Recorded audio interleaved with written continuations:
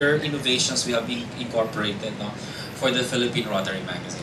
And if you take a look at the statistics, ito website traffic ito from 4,000, we now have 6,500. Cumulative na to since we set up the website last March.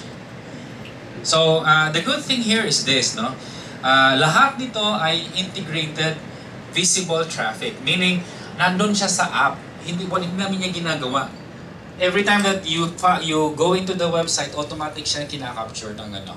We're just reporting it to you. So if you notice here, recent January and February, ito yung sinasabi natin, hopefully consistent ang heart and mind. Because this actually denotes engagement in the website. Kasi kung makikita nyo, flat line ng January because hindi pa up yung website. We launched the website last week or third week of April. Then mapapansin nyo, may mga peaks. Ito actually pinaka-desirable. May mga peaks, then may mga lows, pero ito yung gusto natin. Na every time na, no, there's actually a trigger. Hindi dapat yung Rotary members ang nati-trigger.